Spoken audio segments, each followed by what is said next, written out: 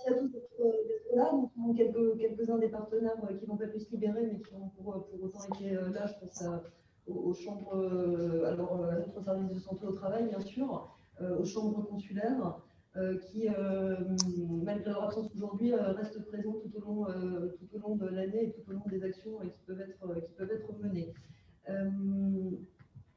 Alors, je ne sais pas ce qui est projeté, en fait. Tu vois pas Non, on voit. Alors, moi, je l'ai. Je vous dis en direct, il y a 11 personnes en ligne. Et effectivement, je vais peut-être circuler avec l'ordinateur pour que vous ayez une deuxième caméra. Alors, simplement pour s'assurer que tout le monde a bien le support sous les yeux. Oui, il est partagé, d'accord. Donc, encore une fois, un petit retour sur qui sont ces partenaires. On va un petit peu développer leur mission en propre et pour comprendre comment ensuite on peut travailler conjointement sur des actions, en particulier sur celles qui concernent le plan régional de santé au travail. Alors encore une fois, peut-être la direction de l'économie, de l'emploi et des solidarités peut nous dire une de ses missions, du public. Je vais me déplacer avec l'ordinateur parce qu'on m'entend très mal et ce serait bien que chacun se connecte.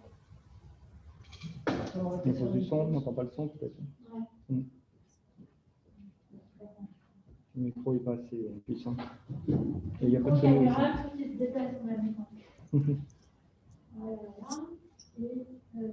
Je mets le. Écoute, éteins le tien.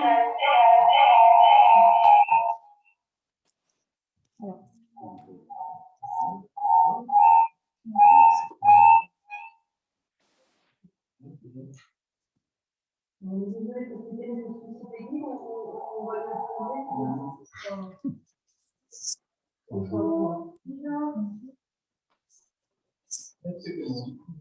C'est bon, on peut y aller? Alors, la dette, donc, c'est la nouvelle intitulée de l'ancienne DIECT, puisqu'on a intégré un certain nombre de missions de la cohésion sociale. Pour la partie travail, donc, les missions de la DIECT sont de plusieurs ordres. Alors, bien sûr, de manière très classique, le pôle travail de la dette donc, inclut les services d'inspection du travail. Donc, il y a un aspect contrôle de l'application du droit du travail, donc, notamment sur le champ santé-sécurité. Mais la dette s'intervient également d'abord en termes de conseil. Les inspecteurs du travail sont là aussi pour conseiller les entreprises. Et puis, intervient dans le cadre du partenariat et notamment du plan régional santé-travail par le biais de différents outils, donc notamment des actions de communication, des actions de production d'outils, etc. Voilà. Bon, je ne vais pas rentrer plus que ça dans les détails. Merci. Thomas, on ne voit pas le partage d'écran.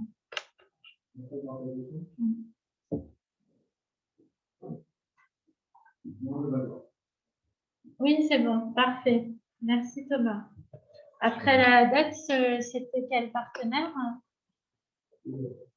CGS. J'arrive.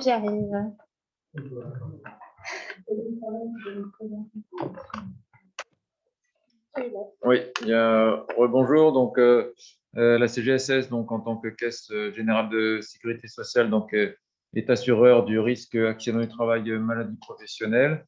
Et donc, notre mission première vise à faire baisser le coût socio-économique des accidents du travail et maladies pro. Donc, pour cela, nous avons une équipe de préventeurs, contrôleurs de sécurité, ingénieurs conseils, donc, dont le rôle est d'apporter du conseil et du contrôle au sein des entreprises pour guider employeurs et salariés dans leur démarche d'évaluation des risques professionnels et puis donc de maîtrise de ces risques par l'élaboration de plans d'action adaptés. Nous avons plusieurs outils à notre disposition et en tant que bon assureur, on a principalement l'outil d'incitation financière avec une possibilité d'aide financière pour les entreprises qui investissent dans la prévention et la protection collective et les formations des salariés, a également un pouvoir coercitif via ce qu'on appelle l'injonction et une majoration de taux pour les entreprises dans lesquelles seraient constatés des risques graves pour la santé des salariés. Voilà, nous avons également une offre de formation une ressource documentaire en tant que correspondant INRS sur le territoire. Voilà, donc une équipe de contrôleurs compétents sur l'ensemble des secteurs d'activité avec pour chacun d'entre eux une spécialité, un suivi en lien avec la Caisse nationale pour participer aux travaux d'ingénierie de prévention et au développement continu de solutions de prévention à destination des entreprises. Voilà. Merci beaucoup, Xavier Farel. Donc, le partenaire suivant, l'académie qui n'est pas là. L'académie qui n'est pas là, donc un service académique placé sous la responsabilité de l'inspecteur santé et sécurité.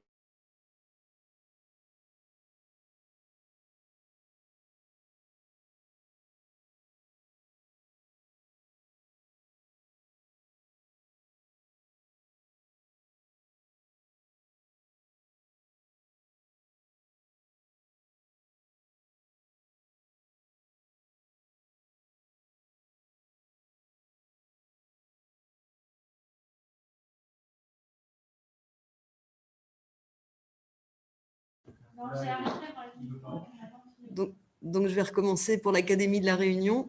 L'Académie de La Réunion qui est placée sous la responsabilité de l'inspecteur santé et sécurité au travail du rectorat, donc avec des missions de contrôle, de conseil, d'expertise, des missions d'animation, en particulier du réseau de conseillers et d'assistants de prévention. Ils ont pour mission d'organiser formation initiale et continue, de promouvoir et contrôler le respect des règles d'hygiène et sécurité dans les directions et les établissements. Et puis avec des axes prioritaires que sont la sensibilisation et la formation, en particulier des responsables d'établissements et des personnes ressources, et puis l'optimisation de l'approche santé-sécurité du travail lors des périodes de formation en milieu professionnel pour transférer des connaissances acquises en établissement de formation dans le cadre de l'analyse des situations de travail en entreprise. Donc avec évidemment un public très ciblé puisqu'il s'agit des personnels de l'éducation nationale. Et puis les partenaires suivants, on va vous proposer en espérant que ça marche, mais sinon on le fera en direct. Donc les services de santé au travail Intermetra, mais aussi le SIS-TBI, et puis le centre de gestion de la fonction publique territoriale. Et là, on va peut-être vous proposer une petite vidéo très pratique qui va nous expliquer les missions des services de santé au travail. Donc, on a évidemment fait le choix de regrouper le centre de gestion qui concerne les publics d'agents de la fonction territoriale.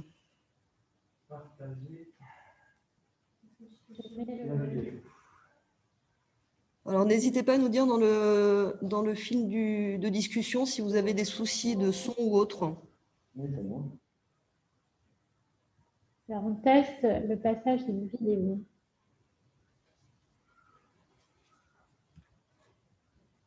Alors, a priori, le son... Il n'y a pas... Ça arrive.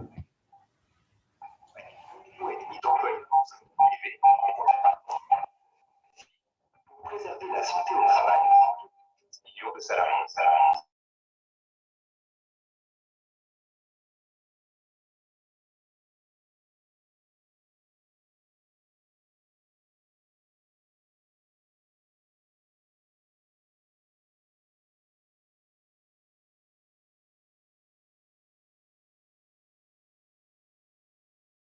Porter atteinte à la santé, comme les produits chimiques, le bruit, les gestes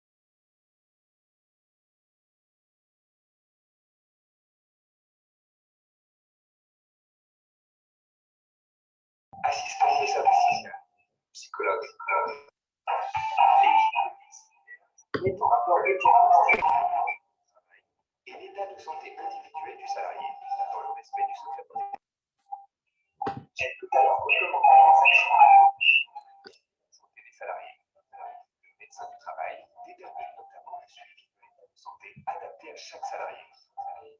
Si besoin, un ou plusieurs membres de l'équipe pluridisciplinaire interviennent de nouveau dans l'entreprise pour conseiller et accompagner la mise en place des mesures de prévention. Le suivi de l'état de santé individualisé est mis en place. Indépendamment, une visite médicale du salarié peut être le dossier médical et le dossier de l'entreprise permettent d'adapter le suivi de chaque salarié tout au long de son parcours professionnel et de mieux accompagner l'entreprise dans sa démarche de prévention. Anonyme, les informations enregistrées par les services de santé au travail contribuent à la connaissance et à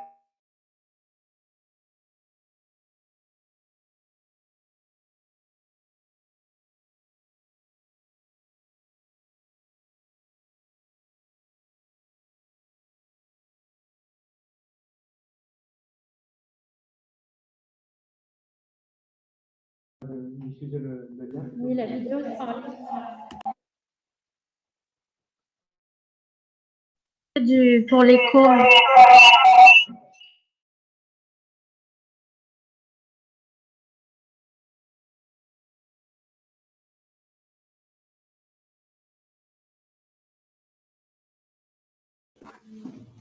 Oui, excusez-nous pour la qualité du son et du coup, on va vous faire enfin, Pascal, le représentant du SysTBI, va vous réexpliquer tout ça rapidement, je pense. Pas de problème. Sans l'arsène. Je vais essayer de ne pas faire de son trop aigu. Donc, rebonjour. Donc, effectivement, ce qu'il y a à retenir, c'est que les services de santé ont 4 missions. Les actions en entreprise, la surveillance de la santé des salariés, le conseil aux employeurs et aux salariés, et la traçabilité des informations et la veille sanitaire. Voilà. Merci Pascal. Et puis de toute façon, les ressources et le support du jour et les petites vidéos seront à retrouver sur les sites des partenaires et en particulier sur le prévention974.re. On va peut-être passer à l'entité suivante, la Chambre des métiers et de l'artisanat. Qui, elle, a pour but d'inciter les chefs d'entreprise à s'emparer du document unique d'évaluation des risques, puisqu'elle propose des conseils, accompagne et forme sur la mise à jour du document unique, sur la construction du plan de prévention. Elle anime également des réunions, elle oriente vers des aides et les partenaires de la prévention, elle informe sur l'actualité réglementaire. Elle assure des ateliers de sécurité collectifs ou individuels en entreprise. Et puis, bien sûr, elle propose aussi des formations de sauveteurs secouristes au travail, prévention des risques liés aux activités physiques, travaux en hauteur, habilitation électrique, habilitation à la manipulation de fluides des frigos et travail en milieu amianté. Voilà, donc un public évidemment d'entrepreneurs, de chefs d'entreprise. Et puis, on va peut-être laisser la parole à Fleur de Poster de l'AGFIP, qui est avec nous, mais en visio, et qui va nous présenter donc les missions de l'AGFIP. Bonjour à toutes et à tous. Donc, je suis Fleur Poster, chargée d'études et de développement au sein de l'AGFIP Délégation La Réunion Mayotte. Donc, nous, l'AGFIP, nos missions, c'est d'aider les entreprises à recruter, maintenir dans l'emploi et faire évoluer les salariés en situation de handicap. Quand on parle maintien dans l'emploi, on va parler de sécurisation de parcours, on va parler de prévention, mais aussi de plein de sujets autour de la formation, de l'évolution de carrière. Pour ce faire, on a notamment une offre de services avec des aides financières, des prestations et de l'accompagnement. Mais aussi, nous avons une mission de sensibiliser et de lutter contre les préjugés et la discrimination dans l'emploi. Donc, nos objectifs, c'est vraiment d'aborder les sujets et d'en faire des priorités dans toutes les thématiques emploi, formation et en lien avec le handicap. Donc, c'est aussi pour ça que nous sommes présents dans tout ce qui concerne les politiques publiques de l'emploi. En quelques mots, nos grandes, un peu plus spécifiquement dans l'émission, si on peut passer à la slide à la slide suivante, on a une première mission d'accompagnement des entreprises avec, c'est juste peut-être pour un support visuel pour les personnes, ce sera peut-être plus agréable si c'est possible de passer à la slide suivante. Il y a une première mission donc auprès des entreprises. Alors, du coup, ça c'est la même, peut-être la suivante. Donc, une mission auprès des entreprises. Donc, on fait de l'accompagnement individuel des entreprises. Voilà, merci. À travers le pôle MMES, donc mobilisation du monde économique et social, avec également le RRH, donc le réseau des référents handicap, c'est-à-dire qu'on accompagne les référents handicap des entreprises à se professionnaliser dans leur métier de référent handicap, et notamment sur la thématique prévention et maintien dans l'emploi. Et nous créons et nouons des partenariats avec les différents acteurs emploi, formation et handicap pour s'assurer que le handicap soit traité à tous les niveaux. On a aussi un pôle formation où là, on a une ressource handicap formation qui accompagne les référents handicap des organismes de formation dans leur mission d'inclusion de toutes les personnes et d'accessibilité des formations, que ce soit l'accessibilité des locaux, l'accessibilité également pédagogique. On a aussi, donc comme je vous le disais, on a tout un catalogue d'aides et de services. On a notamment des aides à l'accueil et l'intégration et au maintien dans l'emploi. Donc là, on parle bien d'aide financière et d'aide à la compensation, c'est-à-dire sur les situations de travail, quand le handicap ne permet pas de remplir toutes les missions ou qu'il y a un besoin de compensation, on vient financer ce besoin, que ce soit un moyen technique ou humain. On a aussi à disposition l'accompagnement de Cap Emploi, qui est à destination des personnes et des entreprises. Et on propose également aussi l'emploi accompagné, qui permet de suivre une personne en situation de handicap dans son parcours dans l'emploi tout au long de sa vie professionnelle. Et donc, trois mots à retenir des missions de la GFIP. Donc, on travaille dès que possible, autant que possible, en détection précoce. La notion de sécurisation des parcours, c'est très important. Et on fait aussi régulièrement des appels à projets d'innovation pour soutenir les projets, quels qu'ils soient, et notamment sur le sujet de la prévention et du maintien. Merci à toutes et à tous.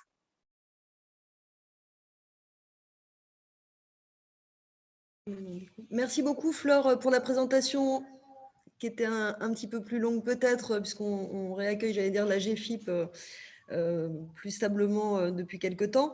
Désolée pour Mathias Berti pour ces tympans. On va essayer de faire un peu mieux et d'échanger de façon plus sereine, mais ça y est, je crois qu'on est calé.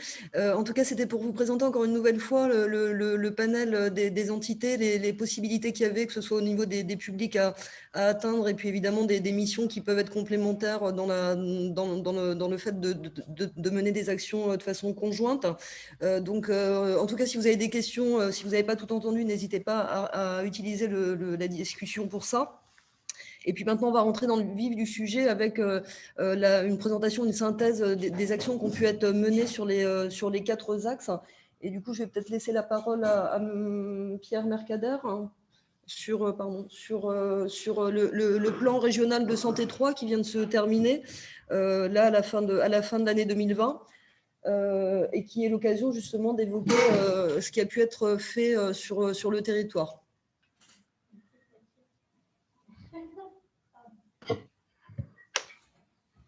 Bien, donc aujourd'hui, c'est l'occasion de revenir sur ces 5 années concernant le plan régional santé au travail.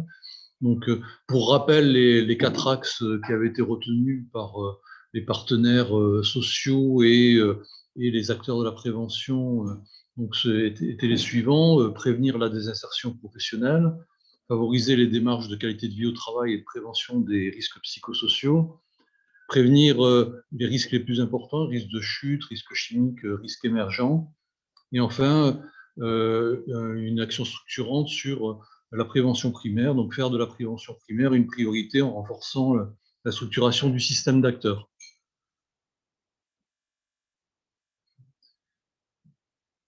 Alors, rapidement, donc l'axe 1 était décliné en plusieurs actions.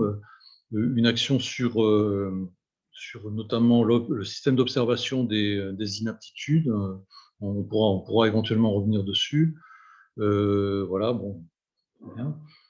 En termes de bilan, hein, puisque c'est ce qui nous intéresse, donc l'Observatoire des inaptitudes a été mis en œuvre grâce à l'implication des médecins du travail, hein, de la quasi-totalité des médecins du travail. Donc, sur la base de questionnaires, donc on a pu identifier quelles étaient les causes des inaptitudes, établir des relations en fonction des secteurs d'activité, de l'âge, de l'ancienneté, voilà, de différents critères qui nous permettent qui doivent nous permettre d'orienter nos actions pour les années à venir. Autre action dans cet axe, la sensibilisation au TMS qui a été menée tout au long du PRST, notamment par la CGSS, par le biais de la démarche TMS Pro. Alors bien sûr, les actions qui sont présentées là, c'est vraiment un résumé, c'est une partie des actions qui ont été menées, hein. Donc, il y a beaucoup plus d'actions que celles qui figurent dans ce résumé. On peut passer. Donc, sur l'axe 2, donc, il y avait un certain nombre d'actions qui étaient envisagées, notamment décliner un accord international interprofessionnel en accord régional. Bon, c'est une action qui n'a pas pu être réalisée comme on l'aurait voulu, dans la mesure où les partenaires sociaux n'ont pas pu engager de négociations sur cette question. Par contre, au niveau de l'offre de services, l'accompagnement des entreprises, donc, qui était le deuxième axe, on a mené un certain nombre d'actions, que ce soit la RACT, les services de santé et la CGSS ou autre. Donc, on peut passer peut-être sur le bilan, la partie bilan, voilà. Alors, quelques exemples, hein, du bilan, hein, un FACT qui était mené notamment par la CPME pour transférer les méthodologies donc, construites en matière de qualité de vie au travail. En tout, pour résumer, plus d'une cinquantaine d'actions autour des offres de services à destination des entreprises, sous différentes formes, table ronde, afterworks, matinales, webinaires, newsletters, etc. Donc, voilà, on ne va pas développer dans le détail. Le cluster QVT, donc un accompagnement de cet établissement médico-sociaux, qui a été une action assez forte. Bien sûr, tout ce qui s'est passé dans les semaines qualité de vie au travail, avec bien souvent des thématiques sur la QVT ou les RPS. Et puis alors en matière de RPS, donc l'action la plus importante dans le cadre du PRST aura été la création d'un réseau de consultants labellisés qui permet en fait aux entreprises d'avoir l'assurance en principe de recourir à des consultants qui sont dans la démarche de prévention primaire des risques psychosociaux. Peut-être pour rebondir sur le question QVT, en dedans, ça a un petit peu évolué, parce qu'aujourd'hui, c'est l'accompagnement collectif innovant et apprenant, dont Thomas nous a fait une séance hier, donc on va trouver la plus intégralité. Peut-être si Thomas veut nous dire un mot sur cet accompagnement, parce que du coup, on voit l'activité portée par le partenaire et cette fonction. Du coup, il faudrait que le micro à chaque fois que quelqu'un parle.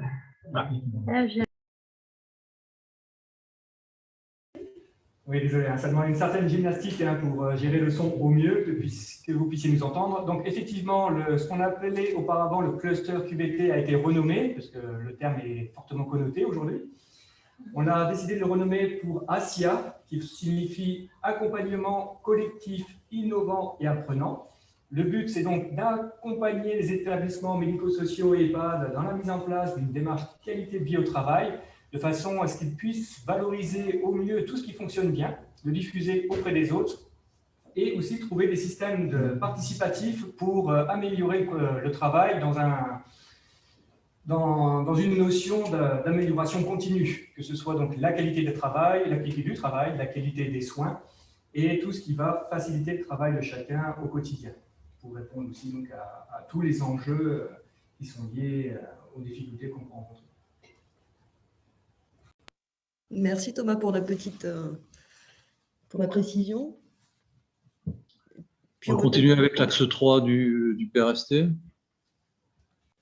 Voilà. donc, concernait les risques de chute, hauteur plein pied, risques chimiques et les risques émergents, notamment ce qui avait été ciblé, c'était la question des nanotechnologies. Donc, en termes de bilan, très rapidement, si on peut avancer, sur les chutes de hauteur et de plein pied, donc on va pas faire tout le panel de toutes les actions réalisées, hein, donc un certain nombre d'actions d'audit dans les entreprises, notamment dans les entreprises du BTP, des sensibilisations, la création de la plateforme de formation avec la contribution financière de la sécurité sociale et sur la plateforme de l'Union de l'URMA à Saint-André, de la Chambre des métiers, des moyens la mutualisation, des actions sur la mutualisation des moyens de prévention en direction de la maîtrise d'ouvrage. On pourrait rajouter l'animation du club des coordonnateurs de sécurité et bien d'autres encore, bien d'autres actions encore. Sur les risques chimiques, eh bien, des actions plus ciblées hein, sur les captages des gaz d'échappement, notamment dans les centres de contrôle technique, des actions sur les hydrocarbures aromatiques polycycliques, des actions sur les poussières de bois, et puis bien sûr sur l'amiante, on a une action de fond qui dure depuis des années, de sensibilisation, également une plateforme de formation à l'URMA de Saint-André, et la mise à jour de kits amiante, et puis beaucoup d'actions en direction des donneurs d'ordre, des maîtres d'ouvrage, et puis des entreprises amenées à intervenir dans ce qu'on appelle la sous-section 4, c'est-à-dire intervention sur matériaux amiantés, voilà, donc pour des entreprises qui ne sont pas forcément toujours spécialisées dans ce domaine.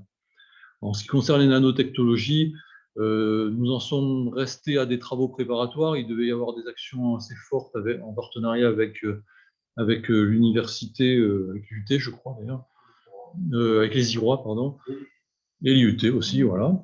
Donc, mais qui n'ont pas pu se développer autant qu'on aurait voulu à cause de la crise Covid. Mais c'est une action qu'on va reprendre, je pense, pour le prochain PRST. L'axe 4, donc sur la structuration de la prévention, il y avait plusieurs actions. Une première action qui n'a pas vraiment débouché, on n'a pas beaucoup progressé sur les acteurs relais en matière de prévention primaire. C'est un point sur lequel il faudra continuer à travailler. Sur les deux autres actions, développer la culture de prévention dans les formations et valoriser la fonction de personnes désignées compétentes en prévention. Par contre, là, on a eu des actions relativement intéressantes. Bon, en termes de bilan, notamment sur les formations, sur l'intervention dans le système de formation. Donc, on a beaucoup d'échanges sur la culture de prévention avec les étudiants de l'ESIROI. On a développé des partenariats intéressants avec l'IUT. Bon, je ne vais pas plus que ça rentrer dans le détail. Et puis, on a une dernière action là, qui est peut-être la plus emblématique, la plus réussie du PRST, qui concerne les réseaux SDCP. Et là, du coup, je vais laisser la parole à Pascal Laporte, qui est la cheville ouvrière de cette action qui est très intéressante. Merci beaucoup. Effectivement, on va faire un gros focus sur le salarié désigné compétent en prévention, une action emblématique comme vous l'avez dit. Mais peut-être que pendant qu'on installe tout ça, on va répondre aux questions. Donc effectivement, alors l'ASIA, ACIA, l'ASIA, effectivement, l'ARS est partie prenante de cet accompagnement. J'espère avoir répondu à la question de Gilbert Laporte. Et puis, pour avoir les coordonnées des référents RPS, vous pourrez retrouver tout ça sur le site préventionpro974.re ou sur le site ARACT Réunion. Voilà, et puis sinon, n'hésitez pas à nous contacter en direct pour plus de renseignements. Les listes ont été mises à jour ce matin, mais ça a été un hasard. des deux côtés. Donc, voilà, des listes en tout cas sont à jour. Vous pouvez retrouver les référents, vous pouvez retrouver les coordonnées des référents. Et puis pour des questions autour de tout ça, n'hésitez pas à contacter les deux, soit par site, soit sur la boîte, enfin sur le contact des sites, pour avoir un peu plus de, ou alors un petit peu plus tard, on peut répondre encore. Et puis il y avait bonjour, je suis infirmière EHPAD de Saint-Joseph CHU Sud. Je suis là à titre personnel, sujet qui m'intéresse forcément, donc je suppose que c'est aussi sur l'ASIA. Alors, je ne sais pas s'il y avait une question ou en tout cas, je vous invite à vous diriger vers Thomas Jacot, qui vous a fait le petit focus sur l'ASIA. Thomas Jacot de l'ARACT. Donc, voilà, on pourra laisser les coordonnées dans le fil de discussion si besoin. Est-ce que j'ai répondu aux questions?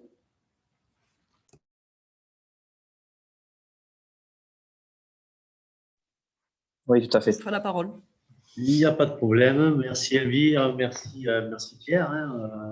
Donc effectivement, l'action faire du salarié désigné compétent en prévention, réacteur de la prévention primaire à l'entreprise a été pas mal débattue lors de l'élaboration du PRST 3 avec les partenaires sociaux. Le CISTBI en a eu le pilotage. Et merci pour les compliments. Effectivement, c'est une action qui marche bien et qui, j'espère, continuera à marcher pendant quelques temps. Donc, je vais vous présenter déjà ce que c'est un salarié désigné compétent en prévention. Je vais faire avancer le diaporama. Merci. Donc, je vous passe le dispositif légal et réglementaire. Comme vous voyez, on est toujours très en avance en France puisque ça date de 1989 et qu'on est juste dans les starting, on est à peine en 2021. Donc, tout va bien. On va passer à la diapo suivante. Donc, depuis 2012, tout employeur, quelle que soit la taille ou le secteur d'activité, a l'obligation de désigner un salarié désigné compétent en prévention des risques professionnels. La loi permet d'avoir d'autres biais, notamment de passer par des IPRP enregistrés auprès de la direction du travail qui sont indépendants. Et la mission de cette personne, c'est bien d'assister et d'aider l'employeur dans la mise en place de la gestion de la politique prévention. C'est une aide. Une compétence supplémentaire qu'acquérit l'employeur pour pouvoir l'aider dans la mise en place de la prévention. Donc, le choix de l'employeur, ça peut très bien être un salarié ou plusieurs salariés dans l'entreprise, même si nous, on invite les employeurs plutôt à centraliser sur une seule et même personne.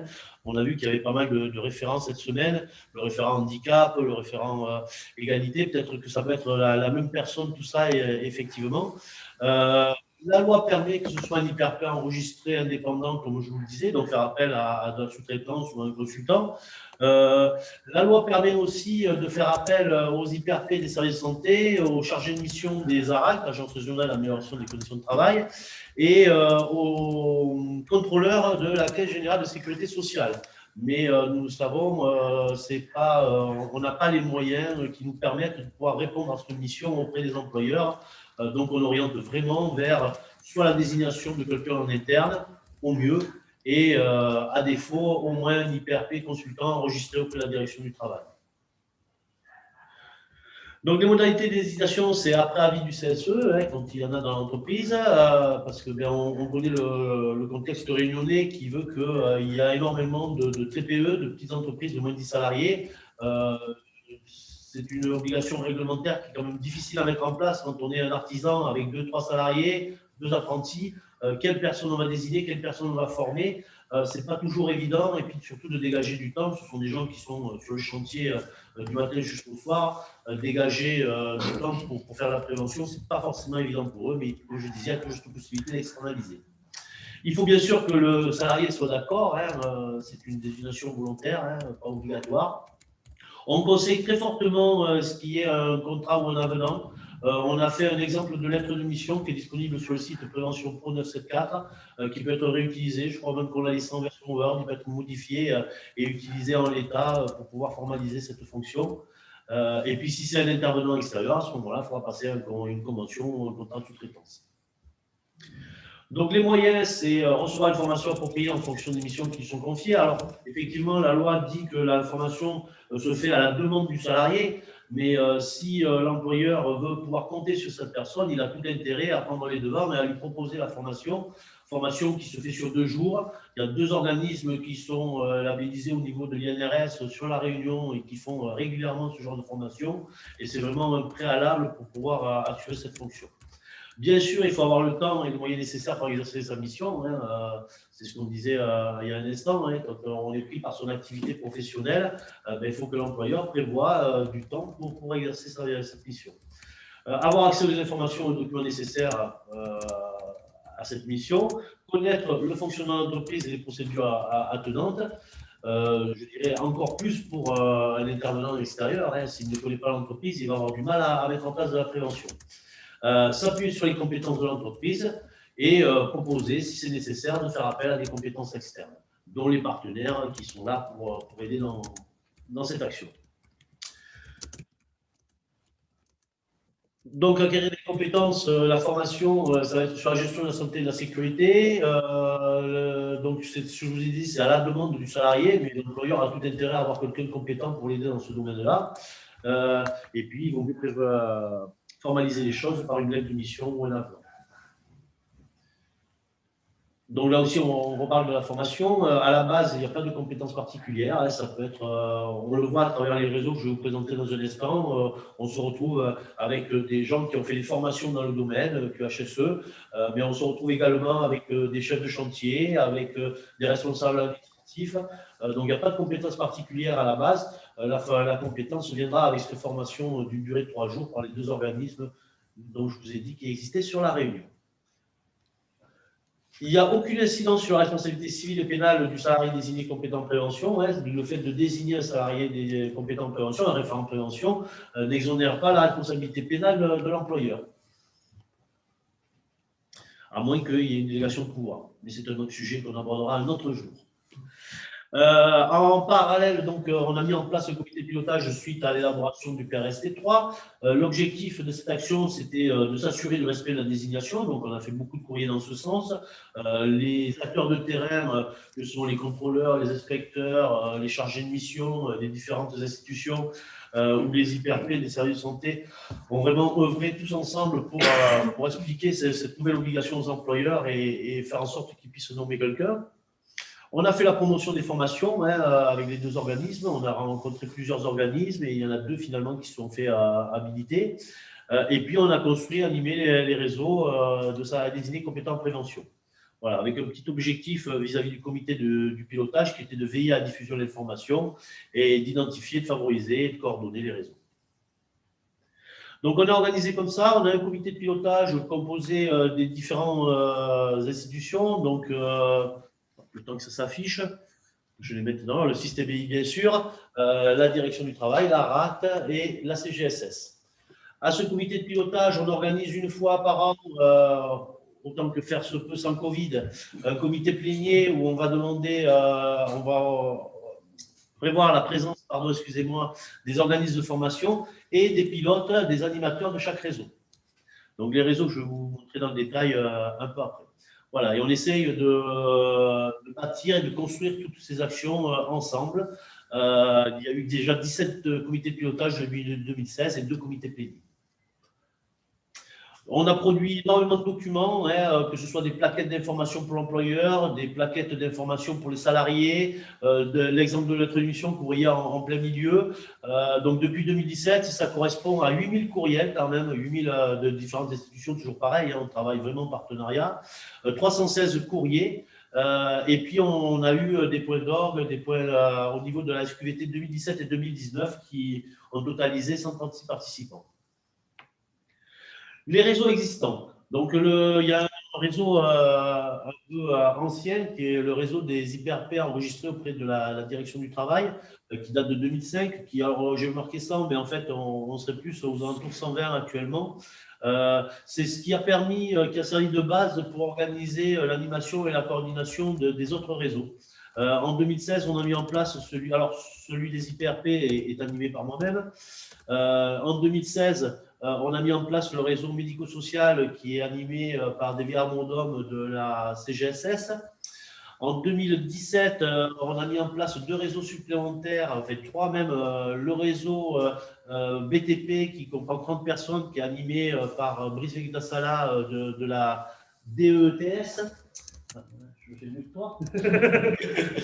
Le réseau des CSPS, coordonnateurs de chantier, qui est animé par David Lallemand de la CGSS. Et on a mis en place le réseau Interpro, qui a une trentaine, une quarantaine de personnes actuellement, qui sert de passerelle. C'est-à-dire qu'il permet, une fois que dans le réseau Interpro, il y a suffisamment de gens du même métier, de la même profession, du même secteur d'activité, et ben on décline notre réseau. Et ce réseau Interpro est animé par moi-même. C'est ce qui s'est produit en partie en parallèle d'une action de la CGSS en 2019, où on a pu décliner en réseau agroalimentaire et distribution. Donc, ils m'ont piqué une partie de mes CDCP, mais du coup, ils ont pu créer leur propre réseau. Et c'est comme ça qu'on veut que ça fonctionne et on veut que ça continue. Excuse-moi, du coup, je te coupe parce que ça rejoint la question, je pense. Non, pardon, je mets mon micro. Peut-être. À gauche. Oui, pardon, je t'interromps Pascal, parce qu'il y a une question qui, je pense, fait le lien avec ce que tu présentes. A-t-on des données sur les secteurs dans lesquels les SDCP sont les plus présents? Donc, je suppose que là, on a déjà une petite cartographie. Alors, ouais. Je remets le micro. Non, on n'a pas de cartographie. Ce que l'on peut dire, c'est que, effectivement, c'est pour ça d'ailleurs que le réseau médico-social a été créé dans les premiers santé médico-sociale, c'est qu'ils ont des obligations de par leur métier de mettre de la prévention un peu plus que les autres. Donc, pour eux, ça s'imposait d'avoir des référents de prévention, des salariés désignés compétents en prévention. Après, il n'y a pas de… On le voit à travers les chiffres, hein, que ce soit l'agro-distrib, c'est vrai qu'il y a 50 personnes, dans l'Interpro, une quarantaine, dans le BTP, une quarantaine aussi, 30-40. Ça reste assez homogène. Ce serait peut-être intéressant, effectivement, de faire une cartographie. On va attendre ce que nous dit le PRST4. Si on peut aller dans ce sens, pourquoi pas. Par contre, ce qu'on a réussi à faire jusqu'à maintenant, c'est que, notamment pendant la crise de l'année dernière, à la sortie de confinement, en juillet, on a envoyé un questionnaire à tous les salariés désignés compétents en prévention, ce qui nous a permis d'avoir une photographie de comment se passait la prévention du Covid dans les entreprises. Ok, merci beaucoup. Alors, je pense qu'on va aussi entendre la question, mais ce n'est pas grave, sinon tu peux y répondre. Y a-t-il une corrélation entre la présence et les impacts sur la baisse des accidents ou des maladies pro?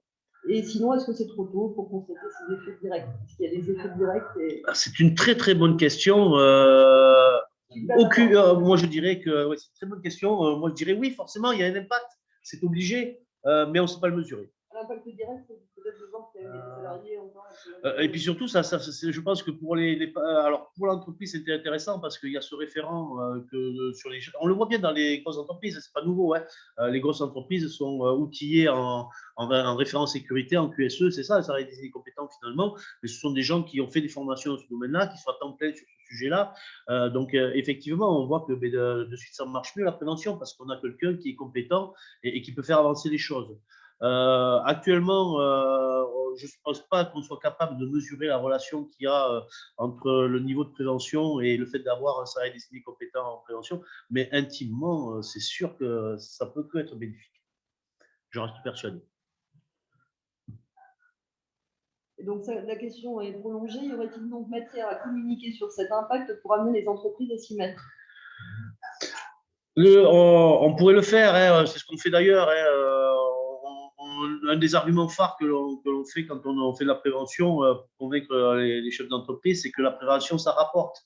On s'appuie sur les différentes études qui ont été faites, notamment celle de l'OPBTP. 1 euro investi, on récupère 2 euros à 2,50 € en faisant de la prévention. Donc, la prévention, ça rapporte. Nous, on en est convaincus. Les employeurs en sont à moitié convaincus. On cherche toujours cet argument-là. Mais après, ça, c'est le deuxième argument. Le premier argument, c'est les obligations légales. Et de toute façon, c'est une obligation légale que de nommer son salarié désigné compétent en prévention. Et ça, c'est légal. Et ce qui est intelligent, c'est de le former parce que comme ça, on a une véritable compétence pour s'appuyer dessus. En espérant avoir répondu.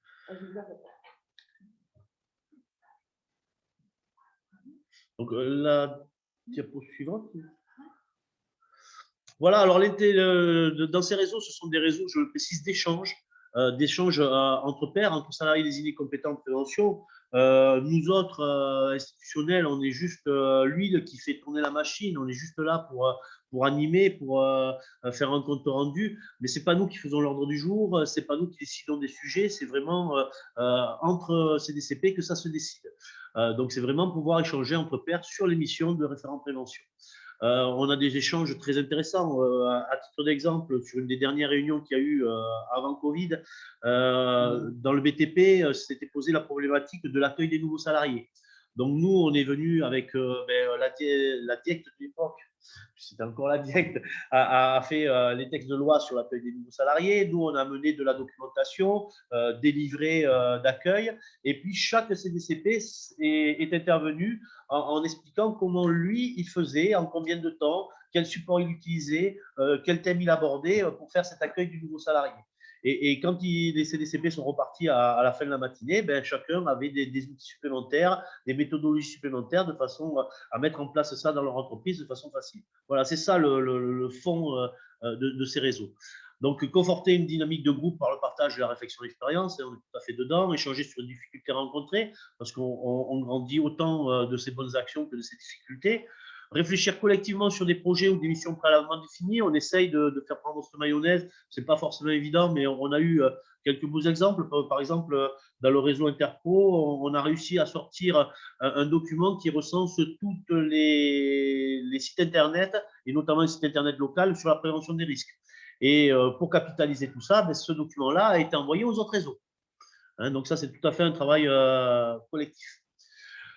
Appréhender collectivement les obligations réglementaires. Je dirais aussi la force de ces réseaux, c'est d'avoir tous les partenaires. Donc, quand il y a de l'actualité CGSS, ben on l'a. Quand on a de la veille réglementaire, ben on l'a avec la DETS. Voilà, donc c'est ça aussi qui est important, d'avoir aussi cette information descendante qu'on appelle, mais qui permet d'être, pour ces acteurs-là, d'être au courant de l'actualité locale, de ce qui se passe sur la Réunion et des actions qui ont été menées. Et à partir des actions qu'on a menées, forcément, des supports qu'ils peuvent utiliser et reprendre dans leur entreprise.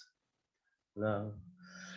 Les thèmes abordés, donc systématiquement, il y a l'accueil des nouveaux membres, bien sûr, l'échange des bonnes pratiques, comme je le disais, c'est quand même le cœur de nos discussions.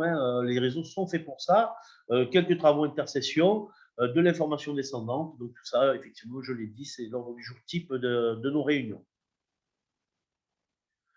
Voilà, et je n'ai qu'une chose à dire, bon, ça fait un peu violent le doigt, mais je trouvais pas mal, moi, développer vos compétences en rejoignant un réseau, parce qu'on a parlé de la nomination par l'employeur, de le fait de le faire former, ce qui permet d'avoir ses compétences et de pouvoir s'appuyer dessus, mais pour pouvoir entretenir ses compétences et pour pouvoir les faire grandir, ben, rien de mieux que les réseaux. Pour le moment, ça marche et les gens qui en font partie ressortent avec pas mal d'idées et d'outils qu'ils peuvent mettre en œuvre dans leur entreprise. Voilà, moi j'ai fini pour la partie salarié désigné compétent en prévention. Peut-être qu'il y a une question. Oui, c'est ce que j'allais demander. Est-ce qu'il y a des questions? Est-ce qu'il y a des réactions, des commentaires, des bonnes idées que ce soit autour de la table, à distance? Est-ce qu'on a des chiffres? Il y en a qui trichent parce que je vois 3-4 personnes qui sont dans des réseaux là. Alors, peut-être, Pascal, tu vas pouvoir nous redire, est-ce qu'on a des chiffres sur le nombre de SDCP à La Réunion? Alors, sur le nombre de CDCP, oui, pardon, je n'ai pas remis le micro. Je ne pense pas qu'on ait des chiffres. Nous, on a nos chiffres dans nos réseaux, bien sûr, qui sont des gens connus avec des listes établies, puisqu'on favorise aussi l'échange intercession. C'est-à-dire que ces listes sont faites pour que, sur une même problématique, deux personnes qui se retrouvent dans entreprises différentes puissent communiquer entre elles, entre les réunions. Mais je pense que c'est des chiffres qui sont très durs à obtenir parce que il y a la désignation officielle, mais il y en a beaucoup aussi qui font cette mission-là et qui ne sont pas forcément nommés et qui ne sont pas forcément identifiés comme salariés désignés compétents en prévention. Quand on a affaire, nous, on a affaire à des petites entreprises, j'en ai encore fait quelques-unes cette semaine, 4, 5, 9 salariés, c'est souvent l'assistante administrative, responsable administrative et financière, qui a un peu toutes les casquettes, qui s'occupe du document unique, qui des fois a eu une formation sur le sujet et tout. C'est tout à fait le profil finalement aussi d'un salarié désigné compétent en prévention dans une petite entreprise. Seulement, elle n'est pas identifiée en tant que telle. Ok, merci Pascal. Donc, il faisait le lien avec est-ce qu'on a des infos, est-ce que les entreprises remontent, est-ce qu'on a des infos sur le nombre réel, donc en tout cas pas nous à notre niveau. Et puis, est-ce qu'on sait combien de personnes ont suivi une formation à La Réunion? Donc, a priori, on n'a pas le niveau. peut-être un peu plus le Excusez-moi, chiffre. je coupe. Oui, oui, vas-y. Ceux qui ont suivi la formation à La Réunion, on le sait, puisque dans le comité plénier, on a réussi à… Alors, on a expliqué nos missions, nous, ce qu'on attendait de tout ce dispositif. Les organismes de formation ont expliqué également leurs contraintes et leur façon d'aborder la chose. Et au final, à chaque fois qu'il y a une formation, les deux organismes de formation nous informent du nombre des gens et en plus relayent l'information de l'existence des réseaux et qu'ils les invitent à s'inscrire dans les réseaux. Donc, on travaille vraiment en partenariat avec les organismes de formation. Et voilà, donc les gens qui sont formés à La Réunion, on a le chiffre. Je ne l'ai pas en tête, je ne l'ai pas sur moi, mais on l'a. Donc, il y a eu, il me semble, Covid oblige aussi. Hein. Je crois qu'il n'y a eu que deux sessions, 3 sessions l'année dernière sur les 2 organismes de formation. Et cette année, on doit être à 4 ou 5. Ok, et donc on nous demande comment suivre la formation, comment s'inscrire, vers qui se diriger. Et une autre question, enfin, qui est un peu croisée parce que ça concerne la formation, y aurait-il moyen de négocier avec les financeurs de formation d'intégrer de manière obligatoire dans les programmes de formation professionnelle un module de salariés désignés compétents prévention continue ou initiale? Formation continue ou formation initiale? Alors, la deuxième question, je ne saurais pas y répondre, mais la première, je vais y répondre. C'est très simple. Alors, ils sont que 2, je pense qu'on peut les citer là. Donc, les 2 organismes de formation, ce sont Focalis avec Johan Good et DCK avec Patricia Deconey. Ils sont tous les 2 identifiés sur le site de l'INRS. Hein, sur le site de l'INRS, vous retrouvez tous les organismes qui sont habilités avec l'INRS pour réaliser les formations. Et dans la formation de salariés désignés compétents en prévention, ben, vous retrouvez les 2 organismes locales de La Réunion. Donc, ils se trouvent assez facilement. Vous les retrouverez très facilement sur le site de l'INRS. Et puis, pour la deuxième question, ça, c'est une question plutôt à poser aux OPCO. Moi, je n'ai pas la réponse. Quelqu'un apparemment, personne n'a la réponse. Volontaire pour s'exprimer. Voilà. Non, pas de réponse. Donc, ce sera la réponse de la semaine qui restera sans réponse. Pour l'instant. Mais rien n'empêche qu'on pourra se poser cette question dans le cadre du PRST4 et pourquoi pas dans la continuité des actions que l'on mène dans ce comité de pilotage. Donc, je la garde sous le coude, mais je ne peux pas y répondre. Et puis, il y a une question a priori en direct de Fleur de l'AGFIP qui propose une idée. Oui, en fait, Attends, parce je que ne nous, sais pas si on t'entend. Ah, je mets le son. je parle. Est-ce que c'est bon? Fleur, maintenant. Ok, c'est bon. Est-ce que vous m'entendez? Super. Donc oui, non, je disais, nous, à la GFIP, on anime le réseau des référents handicap. Et en fait, j'avais déjà entendu parler parce que certains, du coup, sont salariés désignés compétents. Donc, peut-être qu'il y aurait, je ne sais pas comment, hein, je n'ai pas l'idée encore là, mais peut-être à un moment de faire une communication commune et de croiser ces réseaux parce que je pense que certains salariés désignés compétents pourraient faire de très bons référents handicap. Et inversement, voilà, donc peut-être que vous faire des passerelles après en interne dans leurs entreprises sur les sujets. À voir. Je lance l'idée, faut voir comment on peut mettre ça en œuvre et concrétiser. C'est plus qu'une idée et la concrétisation va être très rapide. Hein. Je vous invite à rejoindre le comité de pilotage de l'action salariés désignés compétents en prévention. On est en cours d'intégrer, alors je ne sais plus l'acronyme exact, c'est la plateforme prévention des… Ouais, PFRH, merci pour la réponse. Donc, de la collectivité territoriale, si je ne me trompe pas, non, d'État. C'était l'autre.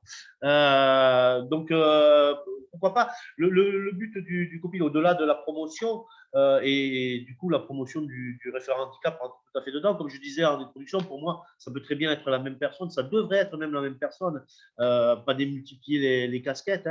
Hein. Et puis après, l'animation de réseau, c'est justement ce qui permet de nous croiser les informations, de pouvoir voir les thèmes qui ont été abordés dans les différents groupes pour voir si on peut les récupérer pour soi-même son réseau. Donc, pourquoi pas, moi, je vous invite là à nous rejoindre.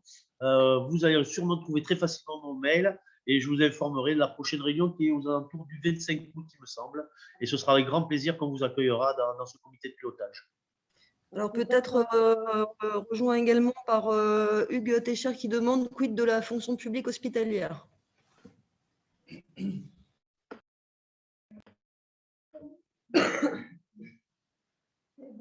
Ben, pareil, hein. Pourquoi pas, avec plaisir. Hein. Après, c'est vrai que moi, j'ai des gens qui sont dans la fonction publique hospitalière qui sont IPRP, enregistrés auprès de la direction du travail, et qui, à ce titre, font partie du réseau IPRP depuis déjà de très nombreuses années. Hein. Mais voilà, il suffit juste de trouver synergie. Vous savez qu'on est là, vous savez qu'on existe, vous savez qu'on est actif, ou du moins, si vous ne saviez pas, vous le savez maintenant, et que la porte est grande ouverte. Voilà. Sans jeu de mots. Merci de préciser. Alors, il y a un CCP qui souhaite témoigner.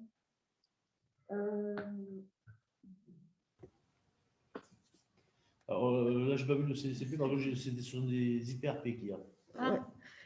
Avons-nous dans cette assemblée un salarié désigné compétent qui pourrait porter son expérience dans son entreprise? Alors, c'est vrai qu'on n'a pas fait de tour de table. Y a-t-il un salarié désigné compétent qui pourrait amener son expérience, son expertise? A priori, pas. Ni autour de la table. Donc, ce sera probablement pour une autre fois. Ça peut être une idée aussi de faire se rencontrer, de faire témoigner, de faire partager. En tout cas, c'est ce qui est posé comme question. Alors, Pascal, j'ai remis ton adresse, du coup, mail. Et quel accueil y a-t-il auprès des collègues de l'encadrement? Nous demande Gilbert Laporte. Je n'ai pas compris la question. Quel est l'accueil du salarié désigné compétent une fois qu'il est, la prévention, c'est un petit aspect quand même. Voilà. Monsieur Laporte le sait mieux que quiconque. Toutes les entreprises sont particulières, toutes les entreprises sont différentes. On ne va pas se le cacher, on le sait très bien en termes de prévention. Hein. Tout tourne autour de l'employeur. Hein. Si l'employeur a décidé de faire la prévention, de valoriser son référent prévention, son salarié désigné compétent en prévention, il sera bien accueilli par les autres et ça se passera bien.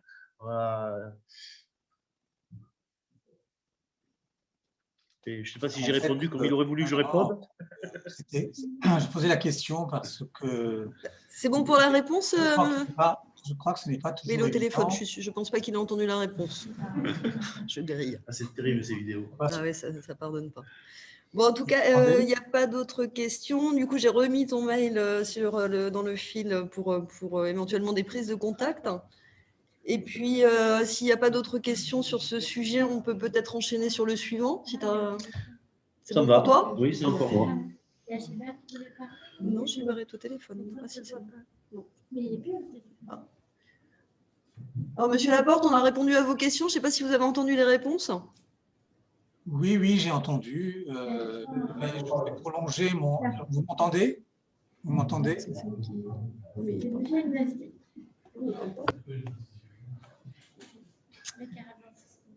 C'est moi qui mets le haut-parleur? Je laisse mon haut-parleur? Mais ça va être…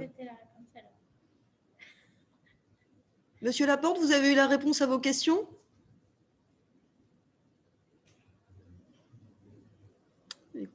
Je n'ai pas… Vous m'entendez? Oui.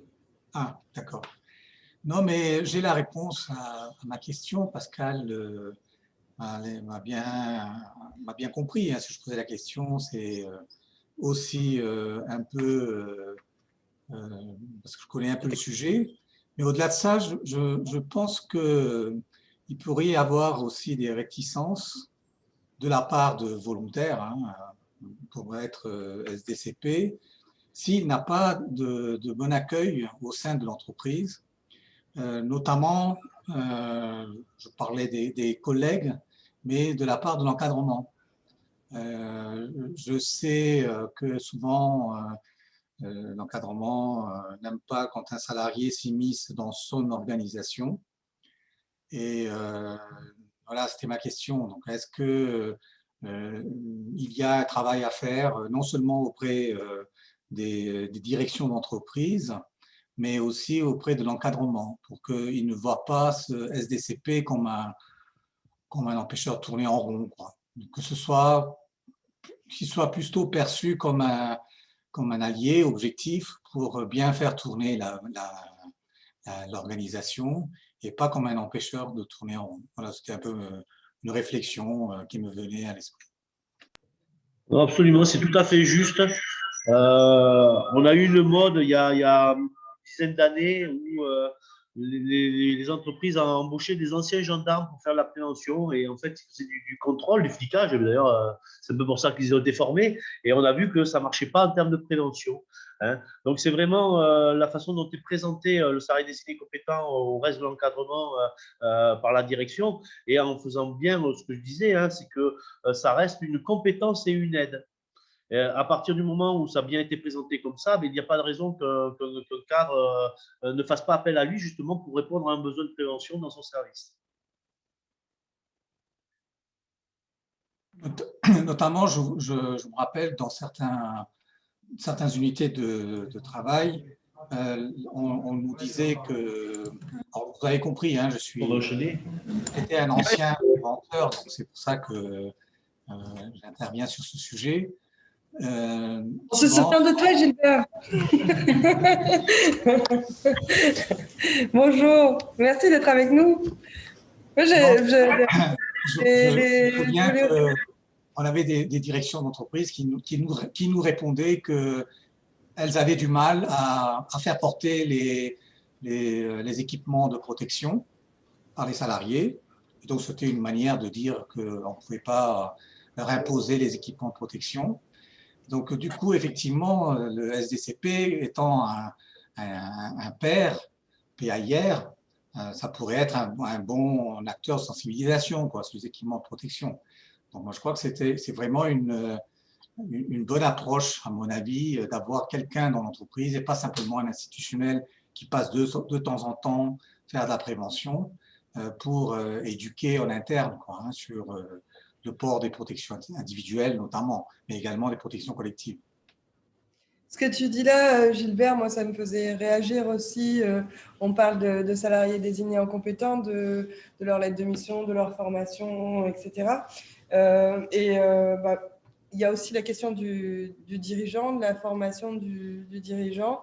Et aujourd'hui, au niveau de la sécurité sociale, de l'institution de l'INRS sont également proposées des sensibilisations, des journées de sensibilisation de dirigeants. Et je pense que c'est primordial, c'est peut-être aussi là-dessus que nous devrions insister dans les prochaines années, c'est former à la base la direction.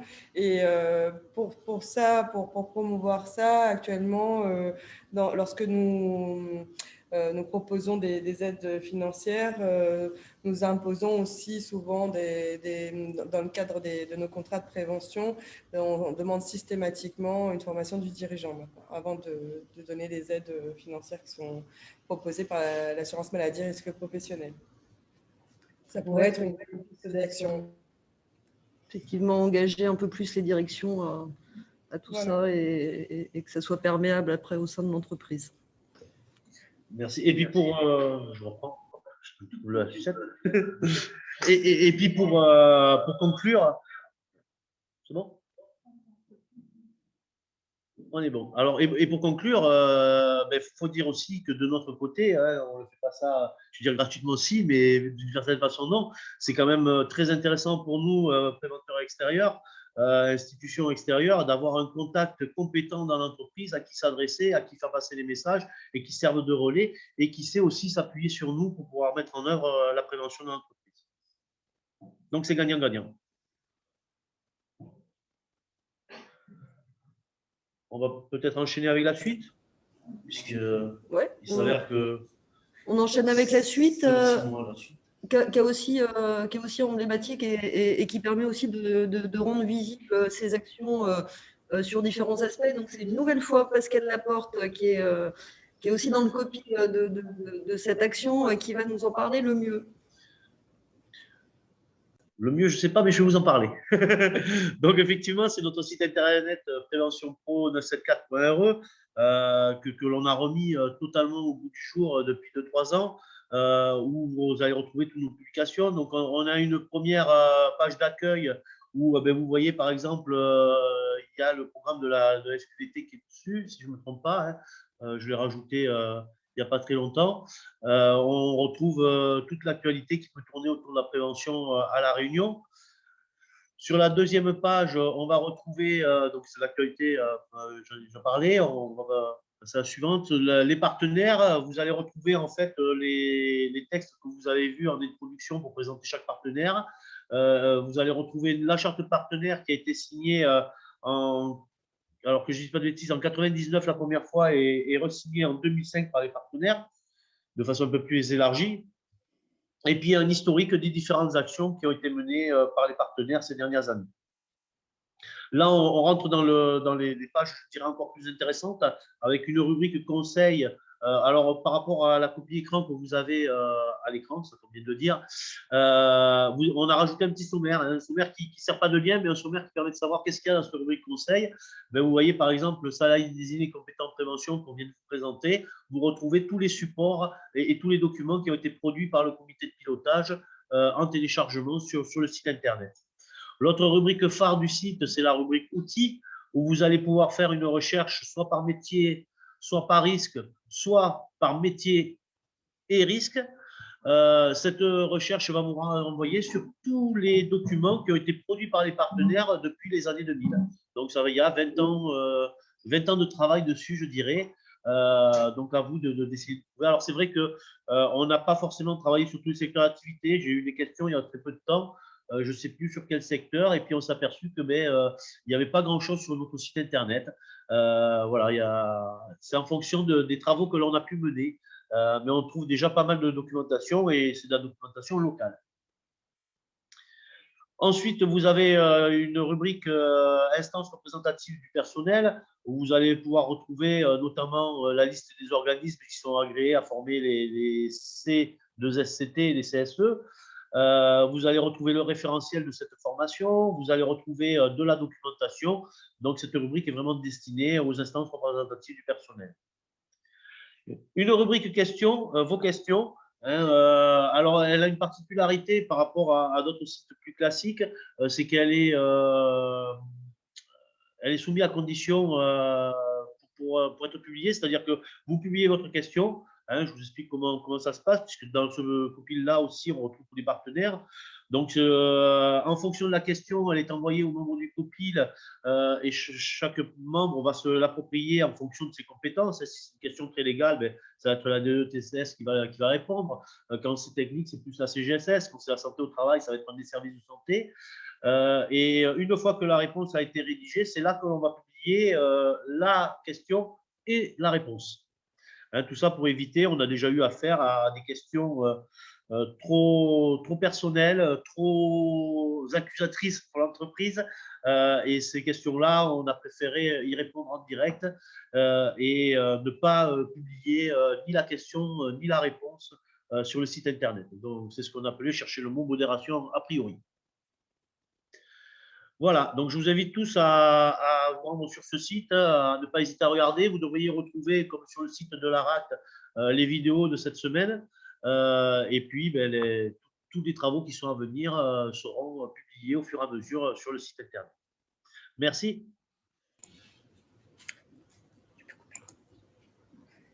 Merci Pascal.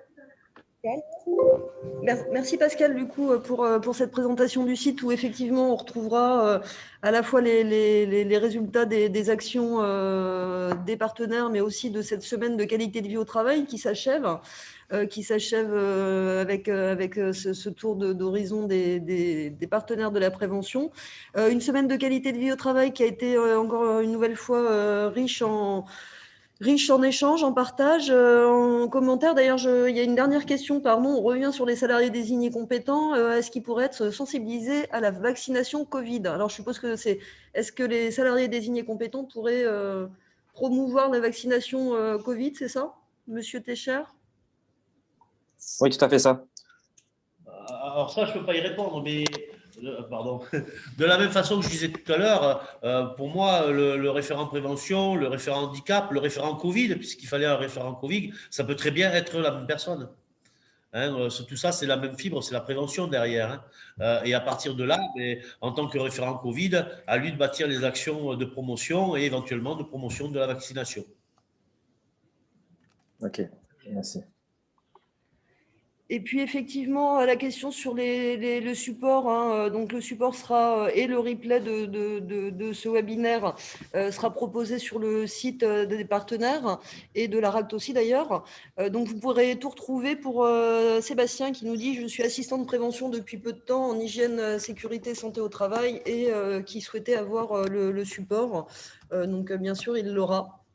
Il l'aura et il sait également vers qui se diriger en cas de questions particulières. Donc, je reviens à la semaine de la qualité de vie au travail. Peut-être une petite conclusion par Madame Lim Soukwai de la DETS. Oui, j'ai repris le micro. Donc, merci. Oui, peut-être commencer par les remerciements. Je pense que le moment de la clôture, c'est le moment voilà, traditionnel des remerciements. Remercier chacun des partenaires pour leur implication dans la préparation et la mise en place de cette semaine qualité de vie au travail. Peut-être un merci particulier pour l'ARAC, la belle énergie que vous avez déployée pour la mise en place de cet événement, qui était un petit peu compliqué sur le distanciel, on l'a vu aujourd'hui, mais on le surmonte et on y arrive. Donc, merci encore sur l'organisation. Peut-être, au travers des différentes présentations, on a vu que le réseau des partenaires est un réseau dynamique. Il existe depuis un certain nombre d'années, il fonctionne très bien. Et voilà, je pense qu'il a matière à continuer à travailler en bonne intelligence et avec tous les partenaires autour de la table.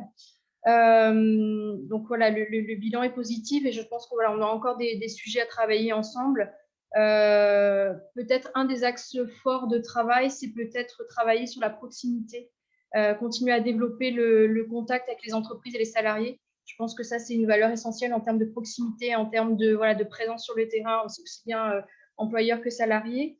On l'a vu sur l'exemple présenté sur le réseau des salariés désignés compétents, qui est une excellente action qui donne alors, en termes d'impact, on a peut-être des améliorations à faire pour mesurer réellement l'impact, mais je pense que intuitivement, et on est tous convaincus là-dessus que ce sont des actions qui marchent et qui sont performantes. Donc, je pense qu'on a travaillé à continuer à développer les réseaux qui sont existants, ceux qui ont été présentés par Pascal aujourd'hui, mais également créer de nouveaux. Alors, je sais que on a un nouveau réseau qui va se mettre en place au niveau des membres CSE, donc un réseau qui nous tient à cœur, le ministère du Travail, parce que le dialogue social est au cœur de nos préoccupations. De continuer à travailler sur les outils, la production d'outils adaptés. On l'a vu dans le réseau salariés désignés compétents, il y a une production qui est forte. Donc là-dessus, je pense qu'il faudra qu'on continue à travailler, à produire des choses qui soient adaptées au territoire. Donc on a des choses effectivement qui viennent du national, mais qui ne sont pas forcément des fois tout à fait adaptées. Donc le réseau des partenaires, je pense, travaillera et mettra à disposition des outils adaptés. Parce que pour moi, cette proximité-là, elle est importante parce qu'elle participe en fait à la diffusion de la culture de prévention. Donc, il y a un des axes forts qui a été présenté dans le plan régional, plan santé-travail et le plan régional santé-travail, qui est effectivement d'axer sur la prévention primaire, donc qui est la prévention la plus efficace, et d'être au plus près des acteurs. Et peut-être finir sur un des axes et qui répond peut-être à une des questions tout à l'heure qui a été évoquée, qui a été repris aussi par Laurence, c'est peut-être aussi le biais de notre intervention dans la formation, et peut-être qu'effectivement cette proximité, on doit l'avoir aussi très tôt dans tous les cursus, dans les cursus des futurs salariés, dans les cursus des employeurs, donc d'avoir aussi une intervention dans tout ce qui est formation, parce que c'est là qu'on va aller toucher au cœur et de former les gens au début. Je pense que c'est ce qu'il y a aussi de plus efficace dans la prévention. Voilà ce que j'avais à dire en résumé.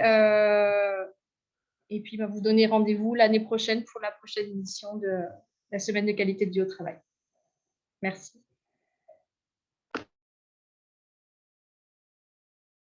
Merci beaucoup Christelle Lim Soukwai. Donc merci également à la CGSS qui a soutenu cette semaine qualité de vie au travail. Donc rendez-vous l'année prochaine, peut-être un autre rendez-vous à vous donner dernière semaine de septembre, première semaine d'octobre pour la semaine du réseau, avec plein de nouveaux projets et la venue de notre collègue de l'ANACT qui animera des séances de formation, des séances de partage de bonnes pratiques avec des nouveaux outils. On vous dit à très bientôt et portez-vous bien.